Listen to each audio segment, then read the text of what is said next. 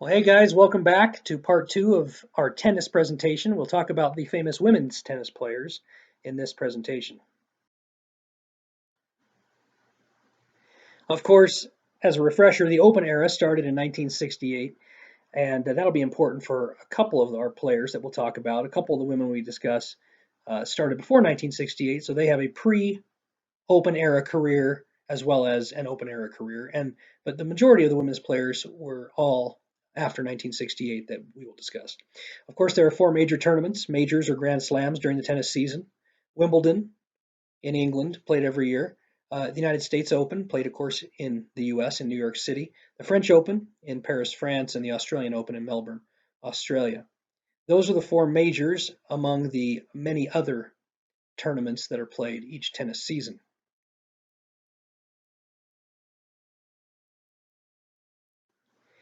The first tennis player we'll discuss is Billie Jean King.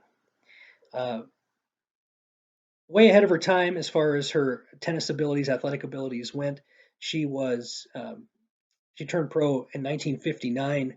Women's tennis wasn't, of course, near what it is today, but she helped make it what it is today. You can see she won almost 700 matches in her career, including 129 tournaments and 12 Grand Slam singles titles, six of those being Wimbledon titles, and four of them being U.S. Open championships. She also won uh, a lot of doubles championships, including 10 Wimbledon doubles titles.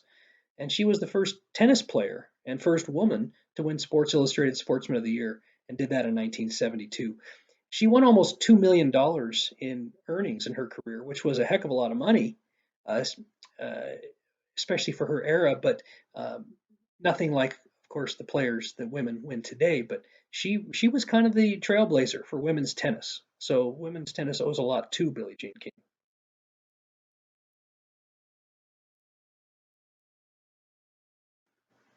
Margaret Court was the most dominant player, uh, perhaps all time in women's tennis, but certainly for her era. You can see the lanky Australian won almost 92% of her matches. She won 1,180 matches overall in her career, 192 tournaments, including 24 Grand Slam singles titles, which is the most of any player in history. Uh, she, you can see the breakdown of her singles titles: 11 Australians, 5 French, 3 Wimbledons, and 5 U.S. Opens. She also,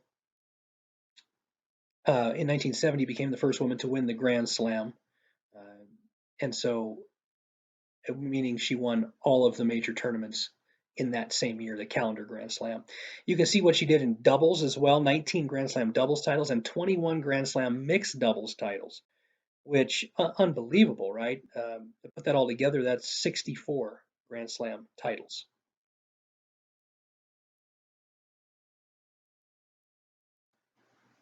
There are some pictures of Margaret Court, and like I said, she was just way ahead of her time and annihilated most of the competition when she was playing.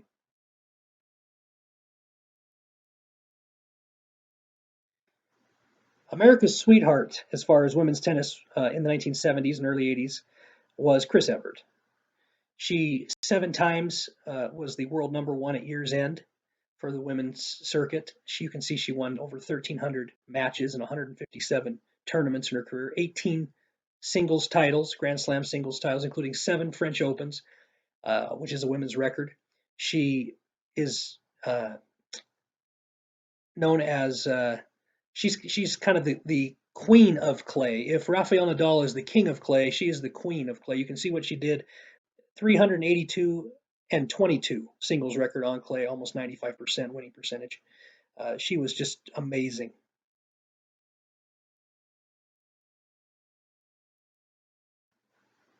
Chris Evert's main competition during the 70s and 80s in women's tennis, though, was Martina Navratilova.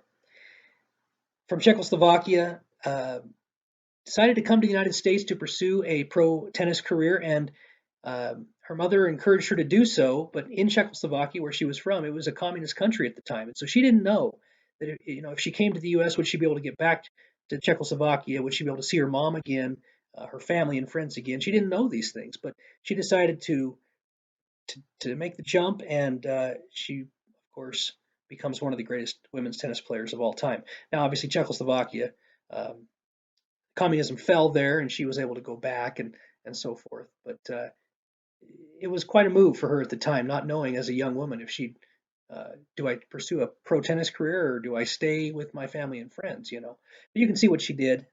Um, she was a lefty with precision shots. She overpowered a lot of people as well with her serve. Number one in singles for 332 weeks. World number one for 5 straight years. You can see over 1,400 matches won, 167 tournaments and 18 Grand Slam titles, including 9 Wimbledons. She dominated at Wimbledon. She also dominated in the doubles circuit for quite a while. You can see the all-time records and open era records for 177 career doubles titles, 31 Grand Slam doubles titles. Uh, Unbelievable! What a player!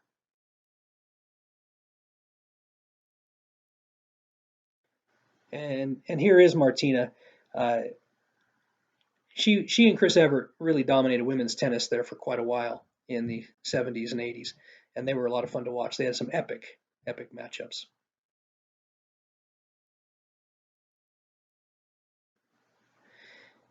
Steffi Graf is the one that will burst onto the scene in the 80s and kind of snatch away the title of women's best player from Chris Evert and Martina Navratilova.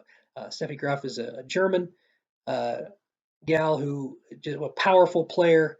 You can see 107 tournaments, won 22 Grand Slam titles, which was a women's record for a long time as far as a during the Open era.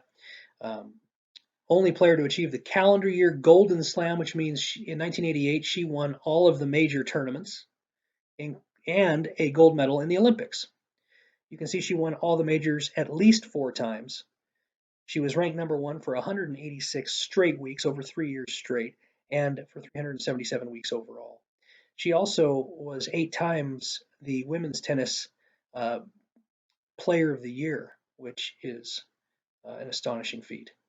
She later married Andre Agassi, who we talked about in our men's tennis presentation, and they are certainly the greatest tennis couple of all time.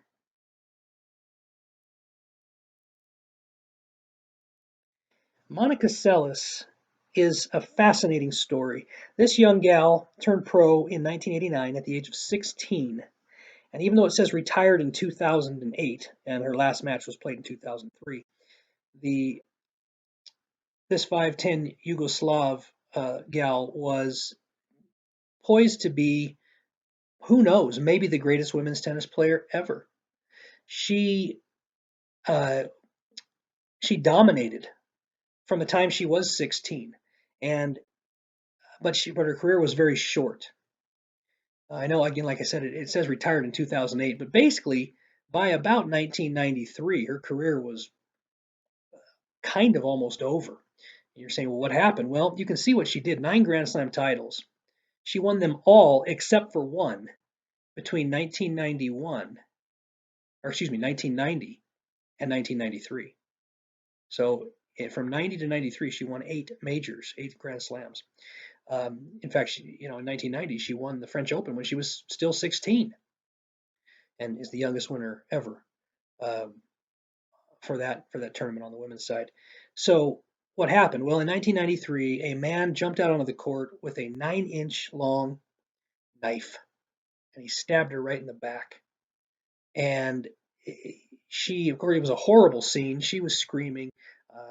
This man was mentally ill, and who knows why he did such a thing. But we thought she might die, and she's lucky to survive the attack. And then, of course, she was out of tennis for over 2 years. She actually came back, made a comeback, and she did win one more major, an Australian Open uh, title in 1996. But she was never the same again.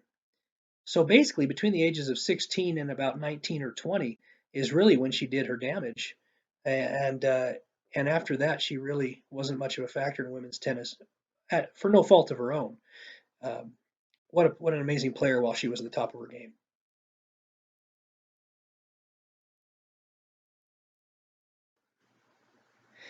In the mid to late 90s, Venus Williams burst onto the scene, and tall girl, 6'1", very athletic.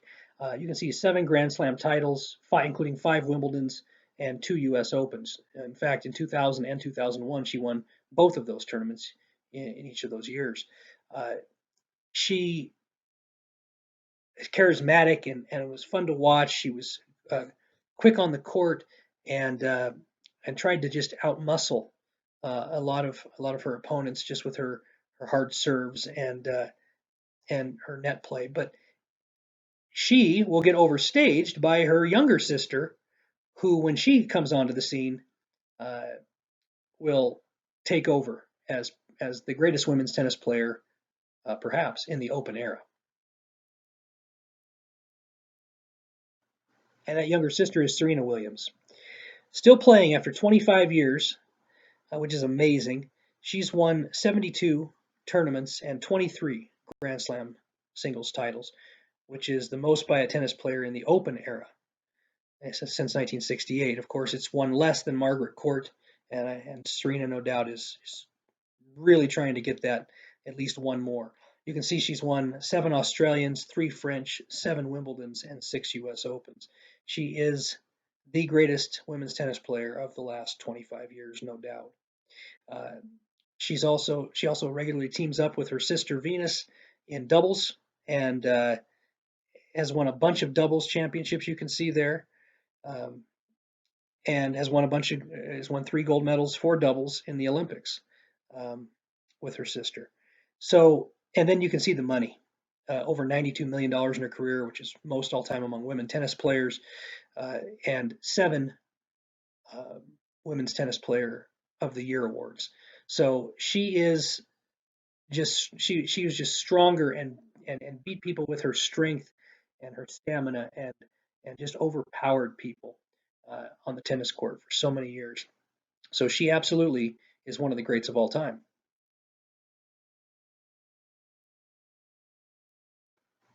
And here are some pictures of Serena with her gold medals and uh, and so forth. But yes, she just was so dominant for so long, and uh, she kind of like a Tiger Woods in golf. Before the competition, before the match even started, most of her opponents were so intimidated by her that she'd already won. Of course, as she's gotten older, uh, some of the younger players, you know, are able to kind of catch up with her and pass her now. But she was the dominant player for so long, and it was a lot of fun to watch. Well, guys, thanks for watching. That'll wrap up our women's tennis presentation.